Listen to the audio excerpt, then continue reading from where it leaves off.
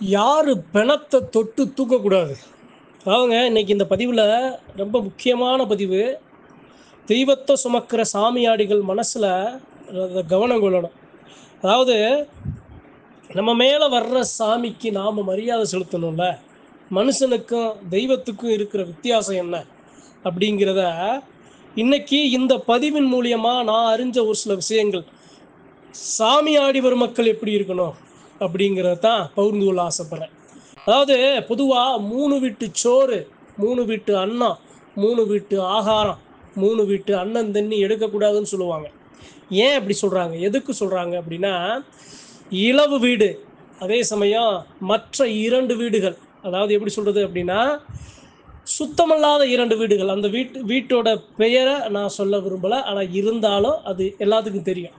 இந்த 3 வீட்டு சோறு, ஆகாரம் எடுக்கக்கூடாது. அதே சமயம் அந்த இடத்துல தண்ணி, பச்சை தண்ணி கூட எடுக்கக்கூடாது. ஏன்? எவ்வளவு நாள் எடுக்கக்கூடாது அப்படின்னா, அந்த நாட்கள் முடிகிற வரைக்கும். அந்த நாட்கள் எப்போது முடியும், எப்போது அந்த உடல், அந்த உள்ளம், அந்த இருப்பிடம் சுத்தமாகுதோ அது வரைக்கும். 30 நாள் ஆகலாம், 45 நாள் ஆகலாம். பெரும்பாலும் 30 நாள் ஆயிரும். 30 நாள் கழிச்சு, 30 முடிஞ்சு அதுக்கப்புறம் நம்ம அன்ன ஆகாரம் எடுக்கலாம். அதுவுமே சாமியாடிகளுக்கு நறுக்குப்பட்டு அவங்க எடுக்கக்கூடாது. சரிங்க, பதிவுக்கு வருவோம்.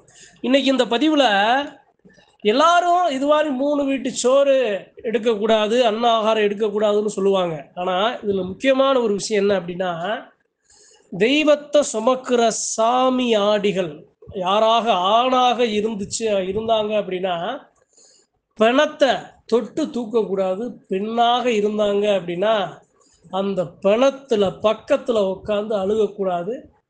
இது ரொம்ப, ஏதாவது இது நம்மளை மீறி நடக்கிறத என்னங்க நீங்க அதுக்காக உயிருக்கு உயிரா நேசிக்கிற உறவுகளை அந்த இழக்கிற பட்சத்துல இது என்னங்க அப்படின்னு நீங்க இருக்கலாம். ஆனா இருந்தாலும் இது போன்ற விஷயங்கள், ஒரு சில கட்டுப்பாடுகள் தான் நம்ம மேல இருக்கிற சாமியை ஊக்கப்படுத்தும், உற்சாகமா இருக்கும். சரி, இன்னைக்கு இந்த பதிவில் இதை சொல்றதுக்கு காரணம் என்ன அப்படின்னா, இதை மீறி நடந்தா என்ன ஆகும்?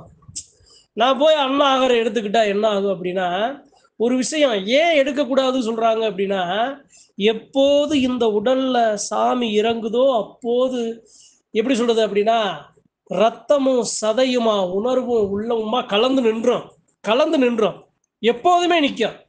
அந்த சாமியாடியோட உடம்புல அந்த சாமியோட நிழல் காலத்துக்கு இருக்கும். அப்ப இது போன்ற அந்த தேவையில்லாத அந்த செயல், சுத்தமில்லாத பொருள், இது போன்ற செயல்பாடுகளில் ஈடுபடும் போது அந்த உள்ள நம்ம சாமி உள்ள இருக்கிற இந்த தேகம், அந்த சாமி அந்த இடத்துல அது ஏத்துக்காதனால நமக்கு அந்த உடல்நல குறைபாடை கொடுத்துரும். தலை வலியை கொடுக்கும், வயிற்று போக்க கொடுக்கும், வயிறு வலியை கொடுக்கும், காய்ச்சலை கொடுக்கும், மன அழுத்தத்தை கொடுக்கும். அதனால தெய்வத்தை சுமக்கிறது சாதாரண காரியம் அல்ல. சரிங்க, இதை மீறி நடந்தா இது போன்று பிரச்சனைகள், இது போன்று ஒரு சூழல் உருவாகுது. சரி, நான் சரியா இருக்கேன் அப்படின்னா தெய்வம் எப்படி சொல்லுது அப்படின்னா, அருள் வாக்கு நாவுல துடிகொண்டு பேசும், ஊக்கமா பேசும். இல்லைங்க, இதெல்லாம் நான் செஞ்சுட்டேனே, இதெல்லாம் எனக்கு தெரியாத, நான் பிணத்தை தொட்டு தூக்கியிருக்கேன், இது போன்ற விஷயங்கள், 3 வீடு, இலவு வீடு, இது போன்ற ஒரு சில அந்த அந்த ஒரு சில பிறந்த வீடு, இது போன்ற ஒரு சில விஷயங்கள்லாம் நான் பண்ணிட்டேனே, என்ன பண்றது? அப்ப அதனால என் மேல இருக்கிற சாமி என் மேல ஒரு கோவக்குறியா இருக்குமா அப்படின்னு ஒரு சில நண்பர்கள் கேட்கலாம். ஒரே ஒரு விஷயம்தான், தெரியாம செய்கிற எதுவுமே பிழை அல்ல. நான் தெரிஞ்சே செய்யக்கூடாது. ஆனா ஒரு விஷயத்தை நான் தெரிஞ்சுக்கிட்டேன். இதை நாம தெரிஞ்சுக்கிறதுக்கு முன்னாடி நம்ம சாமியே நமக்கு தெரியப்படுத்திடுங்க. இது போன்ற செயல்கள்ல நம்மளுடைய மனசு நறுக்கப்படும். நாமளா போய் ஒரு தண்ணி எடுத்து நாம குடிக்கிறதுக்கும், நம்ம மனசு நறுக்கப்பட்டு அந்த தண்ணியை எடுத்து குடிக்கிறதுக்கும், அந்த உணவு எடுத்து அருந்துறதுக்கும் மனசு நறுக்கப்பட்டு ஒரு குற்ற உணர்ச்சியோ, நான் அப்ப எப்படி சொல்றது அப்படின்னா, அந்த நிலையில நாம அதை கண்டுக்க முடியும். நம்மளுடைய உடம்பே அதை காட்டி கொடுத்துரும். இல்ல இதை செய்யாத, இதை ஏத்துக்காது அப்படின்னு அதை பார்த்து பின்னுக்க வரும். அத பொருள் ஆசை வராது, தண்ணி அந்த தாகம் வராது. ஒரு மாதிரியான ஒரு ஒரு எப்படி சொல்றது அப்படின்னா, அந்த நறுக்குப்பட்டு அதுல இருந்து நாம குடிக்கிறோமா வேணாமா, வேணாம், நல்லா இல்ல, சுத்தமா இல்லைங்கிற மாதிரி மனசு போயிடும். அது போன்ற நிலையில நாம அதை சரி பண்ணிக்க முடியும். அந்த நறுக்குப்படுறதுக்கு காரணம் யாரு அப்படின்னா, நாம உடலுக்குள்ள நமக்குள்ள இருக்கிற சாமி அதை ஏத்துக்காதனால நம்மளுடைய உடல் அதை தெரியப்படுத்தும். சாமி ஆடி சாமி ஆடுறதுங்கிறது சாதாரண காரியம் அல்லங்க. அதாவது சாமி ஆடிகள் மட்டும் இல்லாம தெய்வத்துக்கு அனுதினமும் ஆராதனை செய்யற பூசாரி பெருமக்கள்லாம் ரொம்ப கவனமா இருக்கணும். பூசாரி பெருமக்கள்லாம் இது மாதிரிதான். அதாவது அந்த பிணத்தை தொட்டு தூக்கக்கூடாது. அதே சமயம் அந்த 3 வீட்டு அந்த சோறு அன்ன ஆகாரம் சுத்தமில்லாத இடங்கள்ல அவங்க எது எடுத்துக்க கூடாது. இதெல்லாம் எதுக்கு சொல்றேன் அப்படின்னா, சாமி இருக்கு இல்ல அப்படிங்கிற இந்த கலிகாலம் நடக்கிற மத்தியில தெய்வம் துடிகொண்டு பேசி மக்களை காத்து வர்றது உண்மையா இந்த உலகத்துக்கு நிரூபிக்கணும் அப்படின்னா, இது போன்று நாம சரியான கட்டுப்பாட்டுல நாம இருந்தா தான் பேசுற தெய்வம் பேசும், ஆடுற தெய்வம் ஆடும், பாடுற தெய்வம் பாடும். இல்ல அப்படின்னா எப்படி சொல்லுவாங்க அப்படின்னா, சாமி உடல்ல இல்ல அப்படின்னா செங்காத்தா மங்காத்தா மாதிரி என்னடா அவன் நிக்கிறா அப்படிம்பாங்க. ஏன் அப்படின்னா, இந்த சாமியானது பேச சாமி பேசல அப்படின்னா நான் அந்த இடத்துல ஒரு பொம்மை தான், ஒரு உணர்வு இருக்காது, ஒரு ஆசை இருக்காது, ஒரு மகிழ்ச்சி இருக்காது. அப்ப இதுக்கு காரண காரியமா அமைகிறது எல்லாமே நாம எப்படி நம்ம தெய்வத்தை நாம வணங்கி வர்றோம், நம்ம தெய்வத்துக்கு எப்படி உண்மையும் நீதியும் நேர்மையுமா சத்தியமான வழியை கடைபிடிக்கிறோம், நம்ம தெய்வத்தை எப்படி விரதத்தை கடுமையா எடுக்கிறோம், நம்ம தெய்வத்துக்கு எப்படி தெய்வத்துக்கு சேராத நாம எப்படி அதை நாம எடுக்காம நாம கடுமையா நம்மளை நாம பாதுகாத்துக்கிறோம் அப்படிங்கிறத பொறுத்து தான் தெய்வம் உடல்ல ஊக்கமா பேசுறது இருக்கு. ஆதியில பேசுன தெய்வம் இப்பெல்லாம் பேசலையேங்க. முன்னாடிலாம் இந்த எங்க தாத்தன் பாட்டன் காலத்துலலாம், முப்பாட்டன் காலத்துல, ஓட்டன் காலத்துலலாம் சாமி அப்படி பேசி வந்திருக்கு. அவ்வளவு அருள் வாக்கு, ஊரே ஒண்ணு கூடி வந்து அருள் வாக்கு கேட்கும். ஆனா இப்ப அப்படி நடக்க மாட்டேதுங்க. ஏன்னு கேட்டா இதுவும் ஒரு காரணமா இருக்கும். அந்த அளவு நம்மளுடைய முன்னோர்கள் நம்மளுடைய தெய்வத்திற்கு அஞ்சு தெய்வத்திற்காக தன்னை அர்ப்பணித்த அந்த அந்த அது போன்ற அந்த ஒரு ஈடுபாடு இருக்குல்ல, அந்த அர்ப்பணிப்பு இப்ப நாம அந்த அளவு சரியா இல்லாம இருந்தா கூட அது நடக்கும். எந்த அளவு நாம தெய்வத்துக்கு நாம சரியா இருக்கோமோ அந்த அளவு தெய்வம் ஊக்கமா ஓங்கி பேசுங்கிறது சத்தியமான உண்மை. ஒரே ஒரு நிகழ்வை சொல்லி இந்த பதிவை முடித்துக்கொள்ள ஆசைப்படுறேன். ஒரு சாமியாடி இருக்காரு. அந்த சாமியாடி சரியா இருக்காரு, சரியா இருக்காரு. ஆனா அவரு குடும்பம் குட்டி நல்லா எப்பயுமே வந்து அவரு குலசாமிங்கிறது குடும்பத்தை மகிழ்ச்சியா குல விருத்தியை கொடுத்து பிள்ளைகளை வாரிசுகளை கொடுத்து சந்தோஷமா வச்சுக்கிறோம். சாமியாடியா இருந்தாலும் பரவாயில்ல, சாமியாடியா இருந்தாலும் அதைத்தான் தெய்வம் எதிர்பார்க்கும்.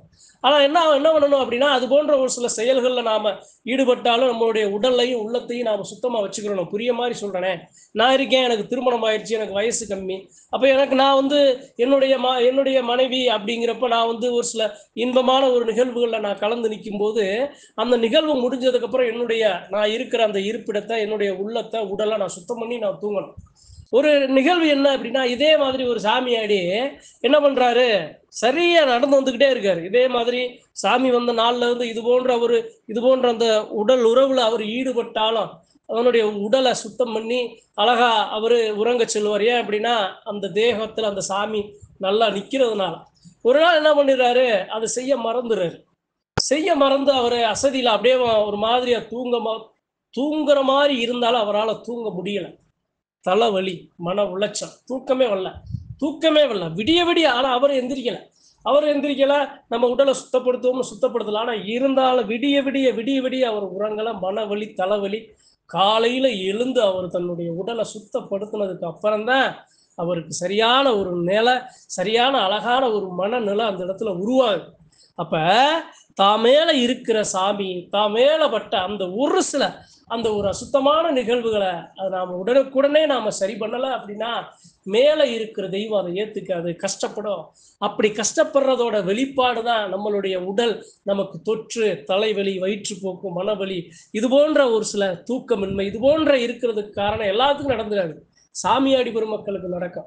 இது எல்லாருக்கும் இதை ஏத்துக்க மாட்டாங்க. ஆனா உண்மையா தெய்வத்தை சுமக்கிற சாமியாடிகள் இதனால அனுபவிச்ச அந்த சாமியாடி பெருமக்களுக்கு நான் சொல்ற பதிவு புரியும், விளங்கும், ஏத்துக்குவாங்க. அதனால அறிவோம் நண்பர்களுக்கு இந்த பதிவின் மூலியமா சாமியாடி பெருமக்களுக்கு சொல்றேன், தெய்வத்தை அனுதினமும் தொட்டு ஆராதிக்கும் பூசாரி பெருமக்களுக்கு சொல்றேன், 3 வீட்டு சோறு ஆகாது, 3 வீட்டு அன்னம் ஆகாது, தொட்ட பிணத்தை தொட்டு தூக்கக்கூடாது.